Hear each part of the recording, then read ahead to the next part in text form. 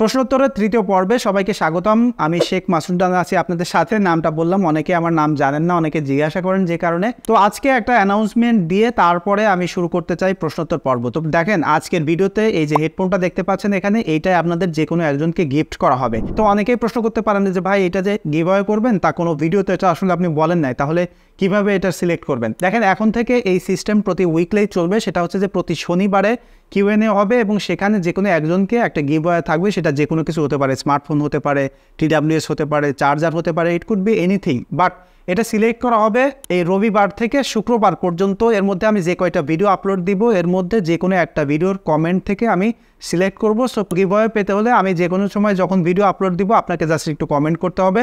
So এটা ছিল মূলত অ্যানাউন্সমেন্ট। এবার প্রশ্নোত্তর পর্বে আসতে চাই। তো প্রথম কমেন্টটি নিতে চাই সুমন ডাকুয়া ভাইয়ের। উনি কমেন্ট করেছেন যে ভাই মোটো S50 ফিউশনে কি গ্রিন লাইন আসবে কিনা? দেখেন, এই ফোনটা না, শুধু যে কোনো ফোনে আসলে গ্রিন লাইন আসবে কিনা সেটা কনফার্ম করে কিছু বলা যায় না। যে কোনো ফোনে গ্রিন লাইন আসতে পারে। তবে একটা জিনিস মাথায় রাখবেন যে গ্রিন লাইন শুরু হয়েছে বেশ কয়েক বছর থেকে। সো ডিসপ্লে যারা ম্যানুফ্যাকচার করে তারা ডেফিনেটলি এটা নিয়ে কাজ করতেছে। হোপফুলি এখন আসলে গ্রিন লাইনের ইস্যু আরও ইন ফিউচারে কম হবে এবং ডেফিনেটলি এখনও পসিবিলিটি আছে, একদম 100% আসলে কোনো ফোনটা থেকে মুক্ত নয়। তবে নতুন ফোন যখন রিলিজ হয় তখন কিন্তু আমরা অ্যাটলিস্ট 5-6 মাস বা তার বেশি কিন্তু আমরা দেখি না যে গ্রিন লাইন পড়ে। তো সেই হিসেবে এখনও কিন্তু এই ব্যাপারে কিছু বলা যায় না। তবে একটা জিনিস মাথায় রাখবেন যে অ্যামোলেড ডিসপ্লে হইলেই কিন্তু সেটাতে গ্রিন লাইন পড়ার পসিবিলিটি আছে। তো তারপরে প্রশ্ন করেছেন আনাস স্বামী ভাই। উনি লিখেছেন যে ভাই লাইকা ফোন 1 নিলে ভালো হবে কিনা এই মুহূর্তে? দেখেন, এই টাইপের বা এই সেগমেন্টে যেসব ফোনগুলো আছে, যেমন অ্যাকোয়াস R6, 7, লাইকা 1 বা LG-র কিছু ফোন আছে, এই টাইপের ফোনগুলো দেখবেন যে দামের থেকে স্পেসিফিকেশন ভালো অফার করে এবং সেই ফোনগুলো রিয়েল লাইফে ব্যবহার করতে যেয়ে কিন্তু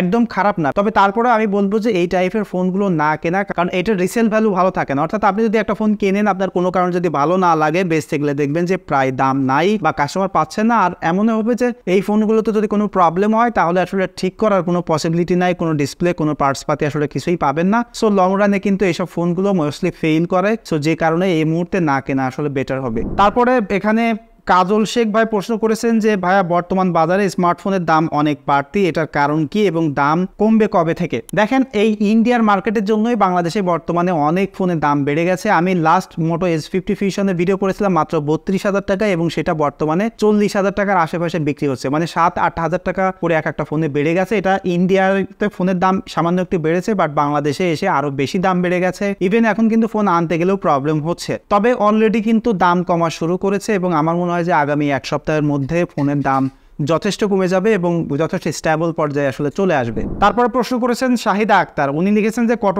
% ব্যাটারি হেলথ ড্রপ করা নর্মাল এবং how to maintain A battery health আসলে কিভাবে মেইনটেইন করতে হয়? দেখেন, কত % নর্মাল এটা আসলে এক্স্যাক্টলি বলা যায় না, কারণ আমি পার্সোনালি আইফোন ব্যবহার করেছি 3 মাসেও 1%ও ড্রপ করেনি। অনেকের প্রতি মাসে 1% করে ড্রপ করে। তো এটা ডিপেন্ড করে আপনার ইউজেস প্যাটার্ন অনুযায়ী। আপনি যত বেশি চার্জিং সাইকেল ক্ষয় করবেন, অর্থাৎ যত বেশি চার্জ এটাতে খরচ করবেন, ততই কিন্তু দ্রুত আপনার ব্যাটারি হেলথ ড্রপ করবে। এটা অ্যাপেলই বলে যে আইফোন 14 পর্যন্ত 500 সাইকেলে তাদের এস্টিমেট 80% ব্যাটারি হেলথ থাকবে। তো সেই হিসেবে কিন্তু আপনাকে হিসাব করে নিতে হবে যে কি পরিমাণে আপনি ব্যবহার করতেছেন। তবে ব্যাটারি হেলথ মেইনটেইন করার জন্য কিন্তু বেশ কিছু ব্যাপার আছে। তার মধ্যে মোস্টলি যেটা, একটু স্লোয়ার চার্জ ব্যবহার করা উচিত এবং ভালো অ্যাডাপ্টার ব্যবহার করা উচিত। সেই সাথে সাথে যত পসিবল যে চার্জ সাইকেলটা মেইনটেইন করা, অর্থাৎ আপনি ট্রাই করবেন যে 80%-এর উপরে চার্জ না দেওয়া এবং 20%-এর নিচে না রাখা। এইগুলোই মূলত। আর একটা জিনিস হচ্ছে ভাই, আপনি যদি ফোন হেভি ইউজ করেন তাহলে আপনার ব্যাটারি হেলথ যাবেই এবং যে কোনো ফোনেই কিন্তু ব্যাটারি হেলথ ড্রপ করে, বাট অ্যাপেলেই মূলত ব্যাটারি হেলথটা দেখায়, যে কারণে আমরা এটা নিয়ে কনসার্নে থাকি। বাট আমি আপনাকে বলবো, সাজেস্ট করবো যে ব্যাটারি হেলথ নিয়ে আপনি কোনো প্রকার কনসার্ন রাখেন না। জাস্ট যেটা বললাম ওইভাবে মেইনটেইন করেন এবং ব্যাটারি হেলথ গেলেও আপনি আসলে এটা নিয়ে চিন্তা করেন না। কারণ আমি দেখেছি যে 65% ব্যাটারি হেলথেও একটা অথেন্টিক ব্যাটারি থেকে ভালো ব্যাটারি ব্যাকআপ পাওয়া সম্ভব। সো ব্যাটারি হেলথের যদি আপনি কনসার্নে রাখেন তাহলে দেখবেন যে নির্জনলি আপনি ফোন ইউজ করতে পারতেছেন না, একটা মেন্টালি প্রেশারে থাকবেন সবসময়। সো এই জিনিসটা আসলে ভুলে যান। তারপরে প্রশ্ন করেছেন যে মারজান আহমেদ। তিনি লিখেছেন যে ভাই আইফোনের AI কেমন হবে, অর্থাৎ অ্যাপেল ইন্টেলিজেন্ট আর হচ্ছে স্যামসাংয়ের AI-কে কি বিট করতে পারবে কিনা, আর আপকামিং কোন ফোনগুলোতে নতুন কিছু দেখা যাবে কিনা? দেখেন, অ্যাপেলের AI খুবই ভালো হবে এবং অ্যাপেল যখন যেটা রিলিজ করে সেটা খুব ম্যাচিউর করে রিলিজ করে, আমাদের সবার একটা আইডিয়া আছে। তবে স্যামসাংয়ের AI-কে বিট করতে পারবে কিনা এটা শিওরলি বলা যায় না। তবে একটা জিনিস আমি আপনাদেরকে বলে রাখি যে অ্যাপেলের AI থেকে কিন্তু স্যামসাংয়ের AI অনেক আগে থেকে মার্কেটে বিরাজ করতেছে, যে কারণে ওই লেভেলের ম্যাচিউর হওয়া কিন্তু অ্যাপেলের পক্ষে হুট করে সম্ভব না। সো যে কারণে সবসময় কম্পারেটিভলি কিন্তু অ্যাপেল স্যামসাংয়ের থেকে পিছিয়ে থাকবে। বাট দিন শেষে তারপরেও কিন্তু মানুষ অ্যাপেলের এআইকে প্রিফার করবে। ইভেন একটা জিনিস মাথায় রাখবেন যে এখনও কিন্তু এআই আসলে ওই অর্থে অত বেশি ইউজাবিলিটি হয়নি, এখনও একটু গিমিকের মতো। বাট এই জিনিসগুলো আসলে আরও ম্যাচিউর হইতে সময় লাগবে। ইন ফিউচার হয়তো আগামী 2-3 বছর পরে আমরা হয়তো বা একটু ইউজাবিলিটি ভালোভাবে পাবো, তখন আসলে বলা যাবে। তবে সবসময় কম্পারেটিভলি শুধু স্যামসাং নাই, অ্যান্ড্রয়েড থেকে সবসময় অ্যাপেল আসলে এআইতে পিছিয়ে থাকবে। এটা আমার এক্সপিরিয়েন্স থেকে আমার কাছে পার্সোনালি মনে হয়, এবং সবসময় সব দিক থেকে অ্যাপেল এরকম পিছিয়ে থাকে। বাট তারা যেটা যতটুকু করে সেটুকু ভালো করে এতটুকু আসলে ফর শিওর। এবং আরেকটা জিনিস তিনি বলেছেন যে ফোনে নতুন কিছু আসবে কিনা। দেখেন এখনও পর্যন্ত আমরা ফোন যা ইউজ করি সব কিন্তু একই জিনিস, ঘুরে ফিরে একটু প্রসেসর বাড়ায়, একটু ডিসপ্লে ভালো করে, বাট দিন শেষে এক্সপিরিয়েন্স একই, নতুনত্ব কিছু আসলে নাই। তবে এআইটা এই আগামী 2-3 বছর এটাকেই ভিত্তি করে আসলে সব ফোন কোম্পানি আমাদের কাছে ফোন বেচার চেষ্টা করবে। তবে অ্যাপেলের যে ভিশন প্রো আছে সেটা কিন্তু যথেষ্ট ফিচারিস্টিক, এবং সেই জিনিসটা যদি ভালো ইউজাবিলিটি আসে, দাম কমে, তাহলে কিন্তু ওই জিনিসটা একটা ভালো ফিচার হতে যাচ্ছে বা নতুন কিছু আসতে যাচ্ছে। এবং আরেকটা জিনিস হল স্যামসাংয়ের ফ্লিপ ফোন বা বিভিন্ন ফ্লিপ ফোনগুলোকে নিয়ে কিন্তু ভালোভাবে মার্কেটিং চলতেছে, বাট ফ্লিপ ফোন এখনও ম্যাচিউর হয়নি এবং সেই অর্থে দামও অনেক বেশি, যে কারণে ওটাকেও আসলে ওরকম অর্থে বেশ প্রায়োরিটি দিয়ে রাখা যাচ্ছে না। তারপরে ইব্রাহিম আলম ভাই জানতে চাইছেন যে ভাই আইফোন 16 সিরিজ আসার পরে প্রিভিয়াস ফোনগুলোর দাম কমবে কিনা। দেখেন এর আগে রেকর্ড থেকে দেখবেন যে একটা সিরিজ লঞ্চ হয়ে যাওয়ার পরে আর একটা সিরিজের দাম আসলে খুব বেশি কমে না। তবে যদি 16 সিরিজ আসে তখন হয়তো বা 11 সিরিজের দাম একদম ভালোভাবেই কমবে, কারণ কি ওই সিরিজটা অনেক ওল্ডার জেনারেশনের, অনেক ওল্ডার মডেল হয়ে যাবে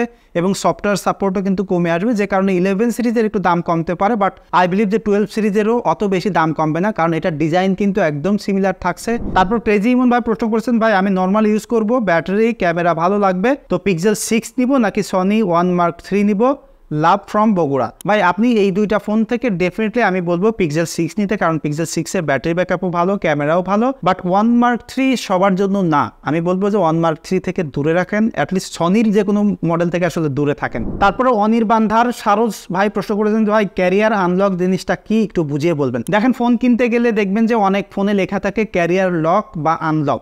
যে ফোনে ক্যারিয়ার লক থাকে সেইটা সার্টেইন কোনো সিম ছাড়া ওই ফোনটা চলবে না। লাইক বাংলাদেশে যদি রিলিজ হয় ক্যারিয়ার লক দিয়ে, সেটা হতে পারে গ্রামীণ ফোন, বাংলা লিঙ্ক, রবি বা যে কোনো সিম, অর্থাৎ যদি ক্যারিয়ার লক থাকে স্পেসিফিক কোনো সিম ছাড়া ওই ফোনটা চালাতে পারবেন না। আর ক্যারিয়ার আনলক যে ফোনগুলো, সেই ফোনটাতে আপনি যে কোনো সিম আপনি ব্যবহার করতে পারবেন, কোনো ইস্যুস হবে না। সো যখনই ফোন কিনবেন ডেফিনেটলি ক্যারিয়ার আনলক দেখে কিনবেন।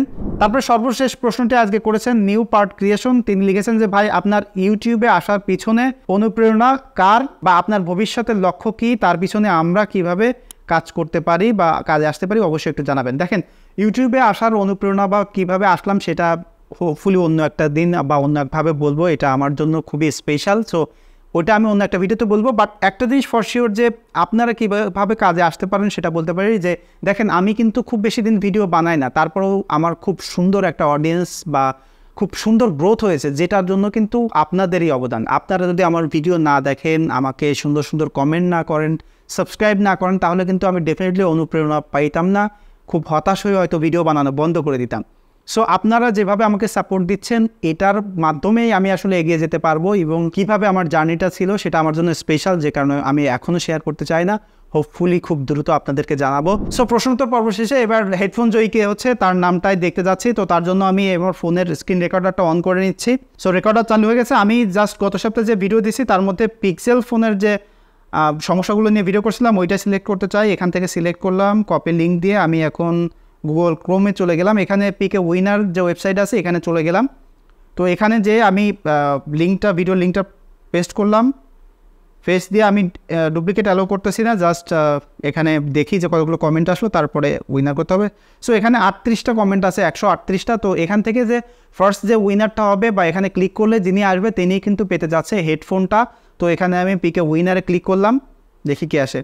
ওকে, এখানে আসছে র্যান্ডম 01919 ভাই কমেন্ট করছে যে ভাই 30K-তে বেস্ট ফোন কোনটা হবে। উনি মূলত হেডফোনটা জিতেছেন। সো ভাই আপনি আমার ফেসবুক পেজ আছে, এখানে ডেসক্রিপশন দেওয়া থাকবে, এখান থেকে ইনবক্স করেন এইটার স্ক্রিনশটটা নিয়ে, তারপরে আমি আপনার ঠিকানায় হেডফোনটা পাঠিয়ে দিব।